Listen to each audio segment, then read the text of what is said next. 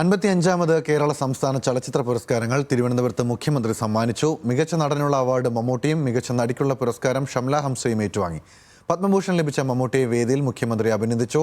JC Daniel പുരസ്കാരം ശാരദയും ഏറ്റുവാങ്ങി. താരനിബിഡമായ ചടങ്ങിലാണ് 55ാമത് കേരള സംസ്ഥാന ചലച്ചിത്ര പുരസ്കാരങ്ങൾ വിതരണം ചെയ്തത്. മലയാള സിനിമയ്ക്കുള്ള സമഗ്ര സംഭാവനയ്ക്കുള്ള JC ഡാനിയൽ പുരസ്കാരം നടി ശാരദയ്ക്ക് മുഖ്യമന്ത്രി സമർപ്പിച്ചു.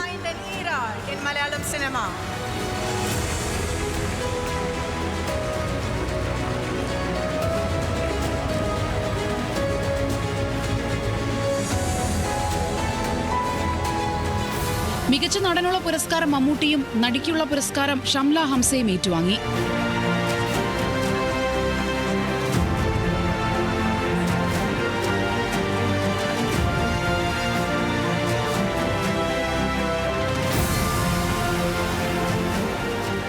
ഓരോ പുരസ്കാരവും കലാകാരന്മാർക്കുള്ള പ്രോത്സാഹനമെന്ന് മമ്മൂട്ടി.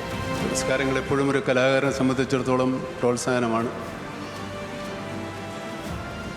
അതും മലയാളം പോലെ നല്ല സിനിമകൾ ഏറ്റവും കൂടുതൽ എടുക്കുന്ന ഭാഷയിലെ അഭിനയത്തിന് നല്ല നടനുള്ള അവാർഡ് കിട്ടുന്നത് അതിലേറെ പ്രോത്സാഹനജനകമാണ്.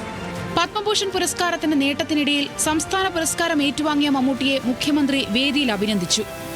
താരപദവിയും പ്രതിച്ഛായയും മറന്ന് ഉടലിനെ അഭിനയ പരീക്ഷണത്തിൻ്റെ ഉപാധിയാക്കുന്ന നടനാണ് മമ്മൂട്ടി.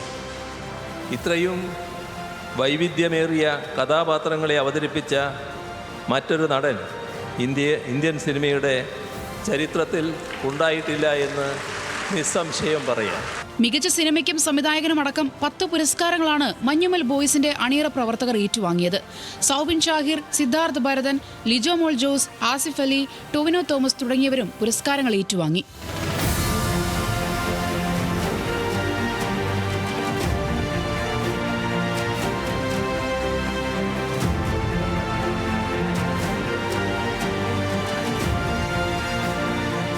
ന്യൂസ് മലയാളം, തിരുവനന്തപുരം.